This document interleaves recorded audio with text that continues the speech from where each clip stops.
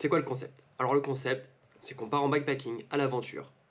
On va découvrir des villes, des régions, peut-être des pays, tout ça sur le vélo. On prépare en même temps des compétitions. Cet été, par exemple, ce qui est prévu, c'est être capable de terminer un Biking Man, donc c'est-à-dire 1000 km. Dans cette vidéo, vous retrouverez mon premier trajet, mon premier essai en backpacking. J'ai fait Paris jusqu'au Havre, et dans une seconde vidéo, on verra la route retour du Havre jusqu'à Paris. Mon expérience aujourd'hui, c'est que j'ai jamais fait plus de 100 km à vélo. Là, je suis parti pour un trajet de plus de 400 km. J'espère que ce contenu va te plaire. J'ai jamais fait de montage de ma vie, c'est le premier montage que je réalise. Allez, let's go! Direction le Havre. On arrive à la Défense. Waouh, super!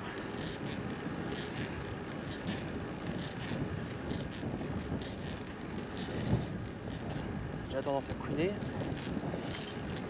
Qui c'est qui couine? Devant ou derrière? Oh, on sait pas qui c'est qui couine. Là c'est l'enfer. Je perds à chaque fois. Ce putain de sous-sol de la Défense. C'est la merde. J'ai jamais réussi à trouver la bonne sortie. On va tenter hein. Excellent.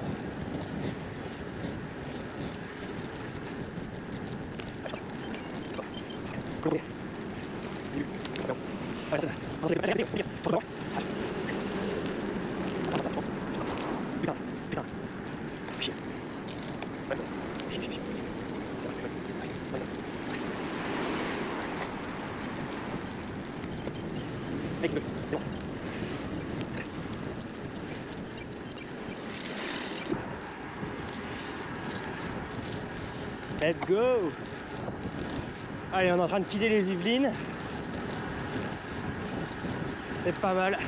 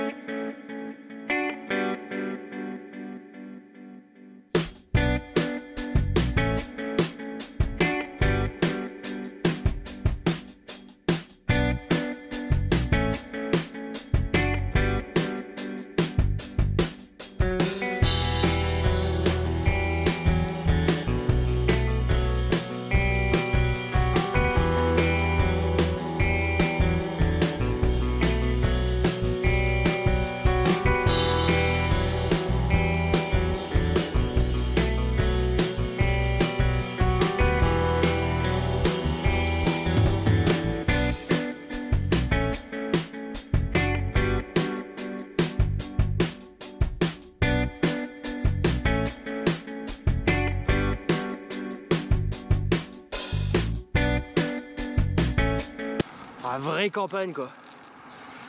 Là c'est bon, une bonne petite route. Parlant de ça, c'est là-dessus que je vais rebondir. Komoot, j'ai vraiment du mal. Komoot, il va t'envoyer sur des grosses sections, presque 4 voies, enfin complètement 4 voies, des routes à 90, super dangereux. J'ai pas réussi à trouver un meilleur paramètre. Voilà, on peut enlever les nationales, etc. Je sais pas, il t'envoie quand même sur des trucs super dangereux. Je sais pas si Strava fait pareil. Moi je suis avec Komoot ouais, depuis 1 an. Et parfois c'est pas super safe. Mais pour autant, parfois il t'envoie dans des trucs magnifiques quoi. Là c'est bien, là c'est ce qu'on veut. C'est super.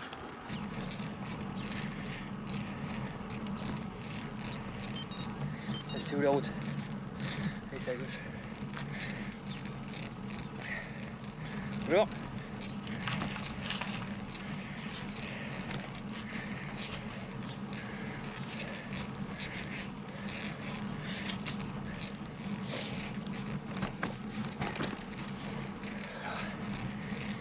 petite sensation de crampes qui commence à apparaître.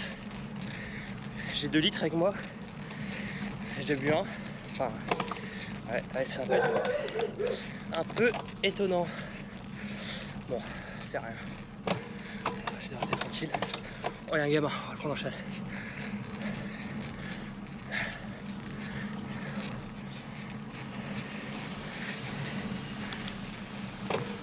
Ah, il y a un qui bosse, c'est bien. Oh bon. Pas fun. Pas fun, les miens. Salut!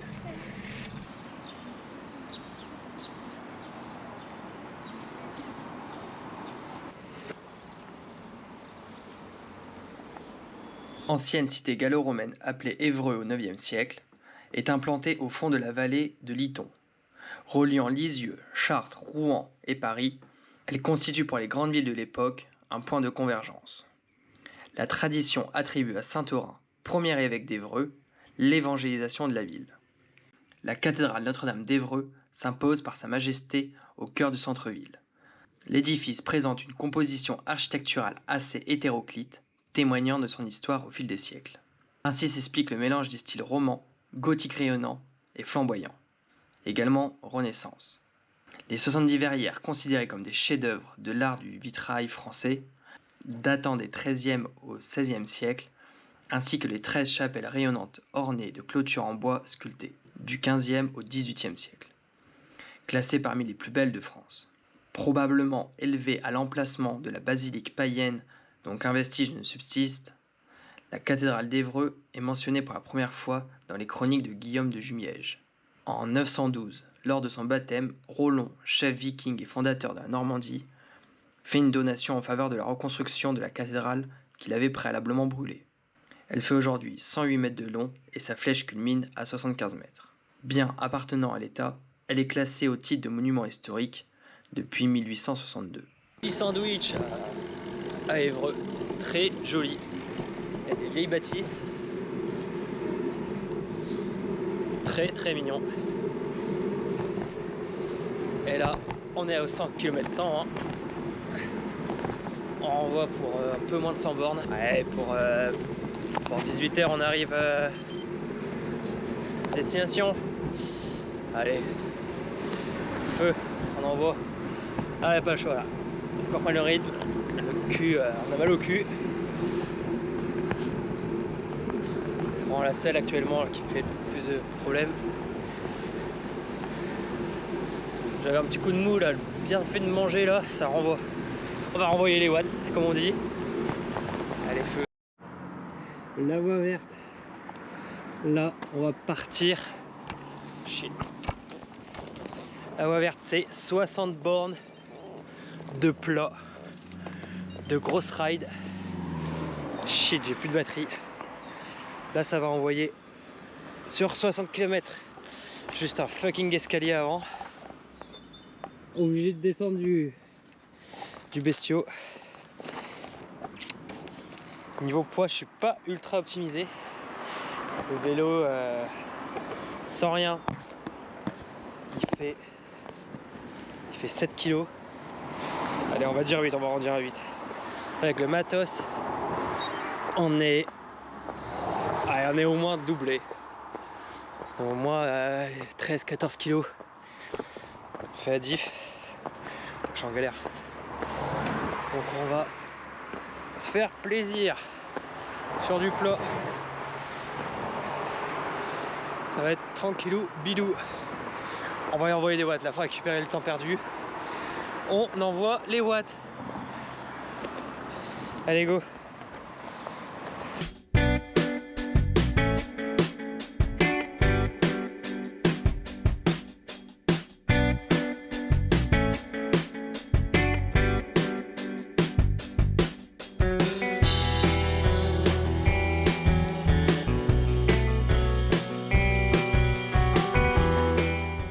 Bitume bien propre qui traverse la forêt là. Ah là là. Enfin que je sache le nom de ce domaine forestier. C'est très très joli. Et ça fait du bien de quitter un peu le béton. Cette ville de Paris aussi. Bon, la voie verte c'est sympa, c'est très joli, mais c'est tout droit sur 40 bornes. Comment te dire que c'est légèrement ennuyant. Et en plus j'ai mal au cul. Non, ça va, ça va. Par contre c'est vraiment ennuyant. C'est comme ça, c'est plat. Il n'y a même pas de bosse, il n'y a même pas de creux, c'est plat. Quelques cultures, j'ai vu du blé tout à l'heure, ça je sais pas ce que c'est. Une longue tige fine avec un petit bouton bleu. Je ne sais pas du tout ce que c'est. Bref, on va arriver pas loin de l'abbaye du Bec qui est à 150 km de mon départ. Là on est à 120, 130. Ça va être une très très jolie abbaye. Enfin, je continue ma ligne droite sans fin et je reviens. Et là on se fait plaisir. Et là c'est mérité là. Petite tarte aux amandes. À l'abbaye.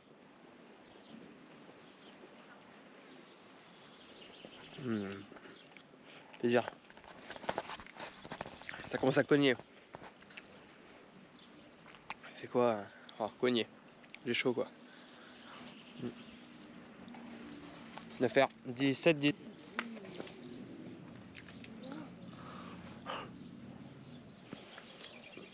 Oh, je prends mon pied. Tiens, une crêperie. Crampouze. La crêpe dans le bec. Eh, ils sont bons les mecs.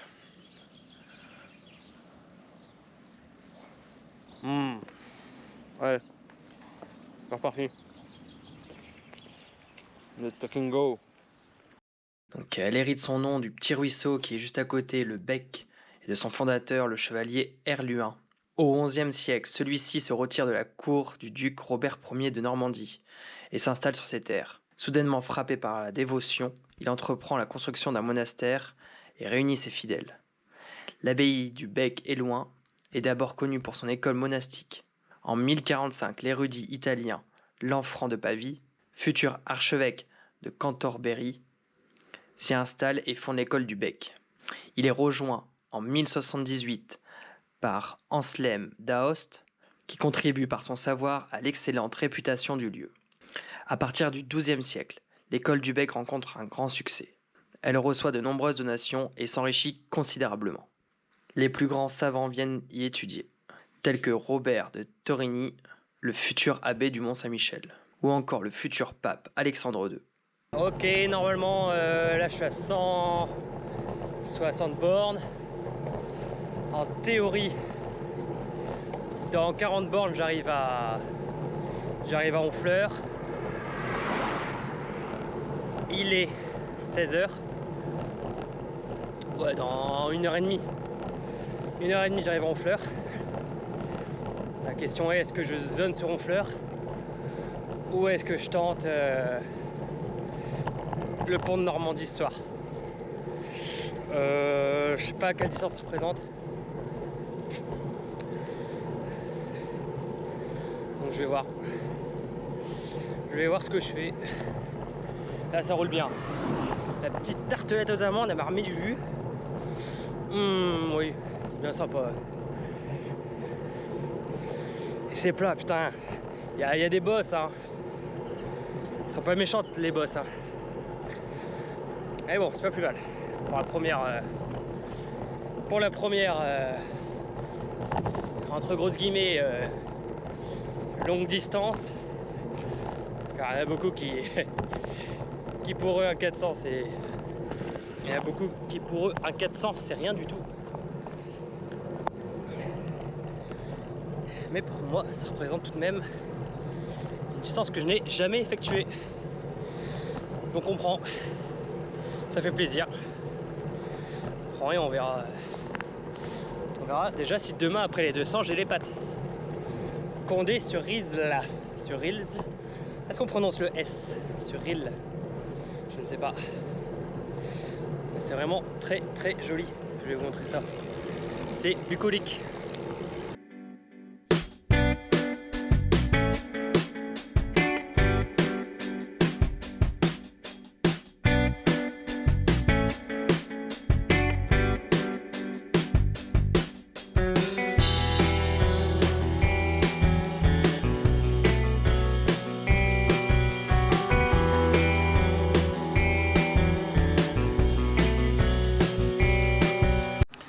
Et voilà, le but approche. On y est presque. Look. Alors, il n'y a pas de zoom sur la GoPro, je sais pas si on verra bien. À l'est, le Havre, à l'ouest, Honfleur. Et là, une belle ligne droite et le soleil pour m'aider à terminer la route.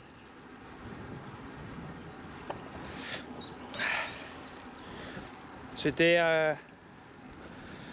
pas dur physiquement. Par les jambes qui voulaient pas toujours suivre, c'était pas douloureux, mais le mental c'était plutôt bon. Le mental était mieux que les jambes, quoi. C'est cool. Après, bien sûr, on est sur 200 bornes. On verra si je fais un 3 ou 400 en une journée, si c'est le même refrain, quoi. Excellent.